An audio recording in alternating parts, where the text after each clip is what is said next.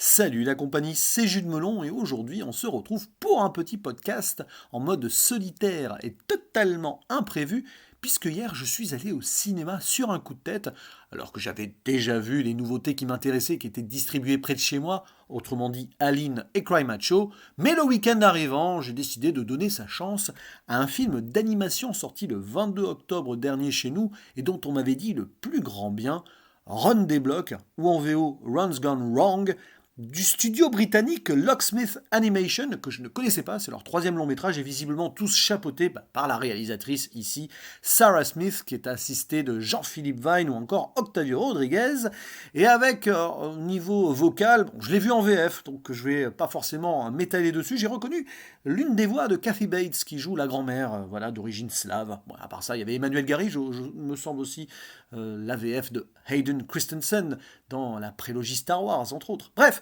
ici, on se retrouve dans un décor plus ou moins futuriste, mais très actuel.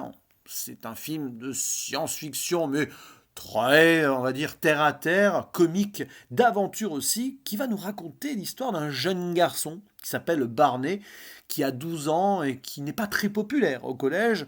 Il vit avec sa grand-mère et son père, et tous ses amis, enfin ses camarades, ont un Bebot. Qu'est-ce que c'est un Bebot? Une sorte de robot smartphone, bon bref, un ami virtuel sur pattes, robotisé, qui leur permet d'avoir tout ce qu'ils veulent, c'est-à-dire musique, vidéo YouTube, enfin bref, ils peuvent même eux-mêmes se mettre en scène, etc. Vous voyez, c'est un monde futuriste qui est quand même très très proche du présent. Et Barney, c'est le seul. Il n'a pas de robot. Et il est encore plus exclu, déjà qu'il était considéré comme, bon, depuis l'âge de 6 ans, il n'a plus trop d'amis. Et il veut un bibot pour son anniversaire. Voilà, sauf que c'est pas tout à fait prévu par sa famille. Et finalement, parce qu'il a l'air tout triste, le papa, qui est aussi un peu enfermé dans sa bulle, hein, d'ailleurs, va lui offrir un bibot, mais tombé du camion, donc légèrement défectueux, d'où le titre Ron des blocs, puisque Ron, ça va être le prénom donné par Barney à cet ami qui va se comporter bizarrement, qui n'a pas réussi à faire toute son installation, une mise à jour compliquée. Et c'est ça qui est intéressant, parce que contrairement aux autres bibots, il ne sait pas tout. Et donc le jeune garçon va lui apprendre pas mal de choses. Et on va suivre ça sur 1h46. Et dans la salle, il y avait beaucoup d'enfants. Clairement, je le dis, oui, c'est un film pour enfants, il y a une petite visée adulte si vous voulez, mais qui se destine à un jeune public. Cependant, c'est une belle réussite parce que voilà un métrage intelligent pour les plus jeunes. Certes, on a quand même un peu de comic relief très bateau, à base de prout, à un moment, j'en dis pas plus, mais aussi la grand-mère, qui n'est pas le personnage le mieux écrit ni le plus subtil. On n'est pas loin quand même des stéréotypes d'une dame qui visiblement a immigré aux États-Unis, anticommuniste. Bon, bref, on va pas forcément aller dans les détails. Cependant, le monde qui nous est dépeint ici est assez juste. Il y a clairement une critique de cette société ultra connectée. On n'est pas loin ici d'une forme de réalité avec donc l'intelligence artificielle, voilà, la réalité virtuelle et maintenant vous savez, hein, ce projet méta ouvert par Mark Zuckerberg, bon, on va pas forcément être loin de tout ça. Et en même temps, donc, proche de l'humain, avec Barney qui essaye quand même d'avoir de l'amitié, c'est pas facile pour lui. Et donc, c'est un métrage qui parle de ça. Comment se faire des amis? Est-ce que l'amitié calculée comme ça peut être viable? Évidemment que non, il faut un peu avoir des risques, apprendre à se connaître et apprendre à connaître les autres aussi. Et donc, forcément, c'est assez éculé sur certaines thématiques, mais je trouve que c'est bien écrit et que c'est touchant sur certains moments. Donc, pour moi, ça passe. Et puis, si on veut faire passer un message, voilà, dans la salle, il y avait des gamins de 5, 6 ans, 10 ans. C'est pas forcément une mauvaise chose de leur montrer ce film, parce que l'amitié réelle ne pourra jamais être remplacée par tous ces codes, tous ces trucs prévus, voilà, ces algorithmes prémâchés dont nous sommes presque tous victimes, rien qu'en participant à l'aventure YouTube. Vous voyez, on peut se poser ce genre de questions. Ici, c'est place à l'aventure, presque à l'improvisation à certains moments, et la relation que Barney entretient avec son robot, Ron, marque à plus d'un moment. Et quelque part d'ailleurs, je ne sais pas si d'autres gens se sont fait la remarque, parce que je n'ai lu absolument aucune critique, j'ai eu quelques retours positifs vite fait, mais j'ai pas vu de vidéo ou autre écouté autres podcasts ou lu autres critiques sur Internet ou ailleurs. Mais moi, cette relation-là m'a rappelé E.T. J'ai l'impression qu'ici, il s'agit d'une relecture de ce chef-d'œuvre de Steven Spielberg, avec donc l'amitié impossible d'un jeune garçon avec un robot. Donc là, c'est pas un extraterrestre, mais il lui apprend. Rappelez-vous, Elliot dans E.T., il apprenait à E.T. à lire et tout. Ben là, il y a un peu de ça aussi à un moment.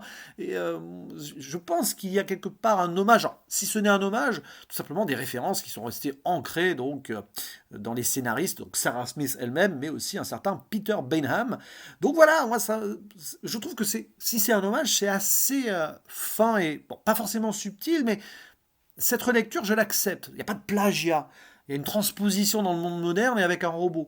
Mais vous regardez certains passages du film, si vous pensez à E.T. en même temps, il y a même une forêt et tout, avec la lumière rouge qui apparaît à un moment. Bon, oui, vous allez penser à ce magnifique film d'un des meilleurs réalisateurs de l'histoire. Après, pour les références, il y en a d'autres. Hein. Dans la pop culture, il y a Star Wars qui revient plus d'une fois, notamment à travers ces petits robots. À un moment, il y a des Stormtroopers qui suivent Dark Vador. Voilà. Il y a aussi un moment un combat avec Gandalf. Et à la fin, sans en dire plus, il y a aussi un visuel à la Matrix. Mais ça va, on ne tombe pas dans le fanservice et dans le surplus de paf, tout ça, machin. On est quand même ici dans une relation organique à travers le virtuel entre des gens déjà qui ne jurent que par leur robot, donc les pseudo-potentiels amis de Barney, et puis Barney lui-même qui est perdu dans son monde trop terre à terre, qui a envie d'être comme les autres, mais qui se rend compte au final que c'est pas si mal que ça d'être différent. Et de mettre en avant ici un robot qui débloque, qui est complètement déconnecté d'une forme, voilà, enfin c'est un peu un robot rebelle, bah, ça te donne aussi envie d'être toi-même. Et c'est un film qui passe ce message-là. Si voilà, vous avez des jeunes enfants qui sont un petit peu exclus à l'école, c'est pas évident, qui n'arrivent pas à se fondre dans la masse, c'est dur, clairement, il y a ce discours-là. Mais c'est pas pour autant que ça fait d'eux des gens qui doivent être mis à l'écart. Au contraire, il faut un petit peu de folie dans ce monde-là et de l'originalité. Et c'est vrai que notre société, malheureusement, qui s'uniformise de plus en plus à travers les réseaux et la technologie, eh bien, elle perd un peu de cela. Donc ce film, ça se donne un petit peu cette vibe et c'est cool, je trouve. Donc c'est pour moi un film sans grande prétention. Je vais peut-être pas le mettre aussi haut que certains camarades. Voilà, je pense notamment à Capitaine Critique, hein, qui le mettra parmi ses grands films de l'année. Il me semble qu'il a fait une vidéo dessus. J'irai vérifier après l'enregistrement de ce podcast, puisque j'irai la voir, évidemment, si c'est le cas, mais il me semble que oui. Mais c'est un film à soutenir. Et le fait qu'il soit toujours à l'affiche, donc 3 semaines après, j'avais envie d'en parler pour vous inviter à le regarder, à aller le voir avec vos enfants, ou si vous gardez votre âme d'enfant. Mais je pense même qu'il risque d'être à l'affiche encore jusqu'aux prochaines vacances.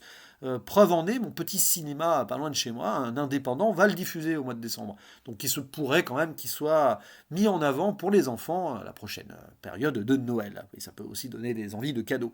Oui, et puis dernier mot aussi, ceux qui ont créé donc ces Bibot, il y a un petit là-dessus confrontation entre deux créateurs, un qui est plus geek et tout, qui avait ce rêve et qui ce rêve lui a échappé. Je crois que ça me rappelle Mitchell contre les machines quand même ça, mais bon.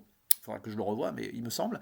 Et puis donc l'autre qui est plus âgé, plus les chiffres, l'argent, le profit et tout. Bon, ça c'est assez cliché, mais on est un petit peu aussi dans cette dichotomie-là, parce que beaucoup de gens qui créent ces nouvelles technologies, à la base, sont des geeks qui voulaient révolutionner le monde et réaliser des rêves d'enfants, mais très vite, eux-mêmes d'ailleurs, souvent, deviennent juste des businessmen et qui sont attirés uniquement par l'appât du gain. Donc là, il y a quelque chose aussi d'intéressant.